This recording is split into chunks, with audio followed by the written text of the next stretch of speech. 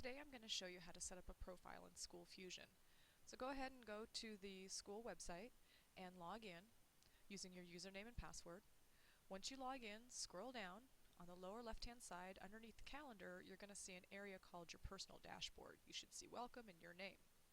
We're going to click on My Account, and under My Account, we're going to go down to Profile. Now your profile is visible to anyone who would come to the district website and click on your name. This is the information that your students, your parents, and anybody else would see about you.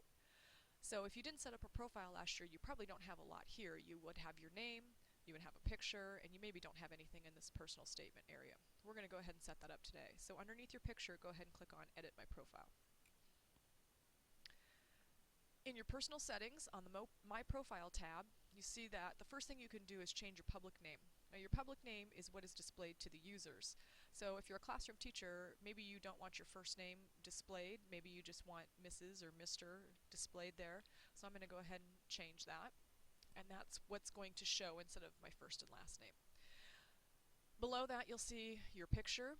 The picture that the district chose to use was the one that's on your ID badge. If you don't like that picture, you can go ahead and replace it. So have someone take a picture of you with a digital camera, or maybe you already have a picture on your computer that you like that you can use for your SchoolFusion picture. You do need to have a picture up there. Make sure it's a headshot, make sure it's of you, and make sure it's appropriate to put up there. So go ahead and replace your picture if you'd like. Below your picture, you're going to have an area for your personal statement. Now your personal statement should say something about you professionally. You can talk about where you went to school, what kind of degrees you have. You might also discuss what you hope your students will learn. And you do have some editing tools here. Notice you can bold, underline, and italicize things. You could make a bulleted list if you wanted to.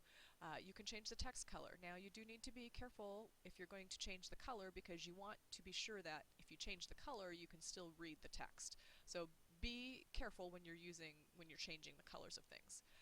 You can insert a table, and you can also insert a link.